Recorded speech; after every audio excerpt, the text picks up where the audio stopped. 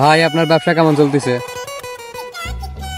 এই রমজান মাসটা এসে সবচেয়ে বেশি ক্ষতি আমারই হয়েছে।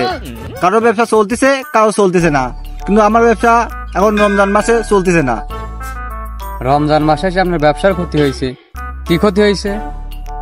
এই রমজান মাসে এসে সবাই এলাকার ভালো হয়ে গেছে। এই এলাকার মানুষজন সবাই আমাকে এক নামে চিনে, তামুক মিলন। এখন ব্যবসা একটু ডাউনে আছে, তেমন একটা সমস্যা নাই। এইসব ব্যবসা এমনই, তাতে আপনি খুশি হন নাই? খুশিতে একটু হয়েছি, এতে আমার কোনো সমস্যা নাই। কারণ ঈদের আগের রাত, চাঁদ রাত, এ আবার সোদে আসলে সব উঠে আসবিনি, এত আমার সমস্যা নাই। 30 দিনের লস, একদিনে উঠে আসবি, তাতে আবার কিভাবে সম্ভব?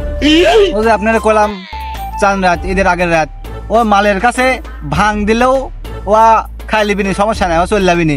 এই ঈদের আগা দিন রাতে এই পুকুর থেকে পানি লিয়ে যাও জলদি, ও মাল মনে করে সব খাই লিবিনি, ও সমস্যা সোদে আসলে উঠে আসবিনি ঈদের আগের দিন রাতে। তাও বুঝি, ঈদের আগের দিন রাতে সবাই একটু বেশি করে সিল করে নেয়, তো তাতে সমস্যা নাই। তো আপনার ব্যবসা কি একবারে বন্ধ হয়ে আছে বা একবারে কি ডাউন? ওই ভাই কিছু কিছু কাস্টমার আছে রোজা রমজান কিছু মানে না, রমজান মাসেই আসি এই চায় মাল চায়। আসলে ভাই ব্যবসা আমি করতে চাচ্ছি না, ভালো চাচ্ছি।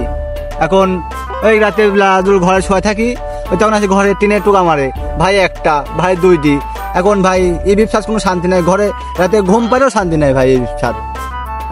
কি করবেন কন? আমি পুলিশে হুমকি টুমকি দেয় যে পুলিশে ধোয়া দেবো, এর লাগেই আমি এই ব্যবসা করি। তো কোনোভাবে আপনার ব্যবসা বাদ দিতে পারতেছেন না? ভাই এখন এগুলা রাখেন, আমার বাসায় যেতে হবে।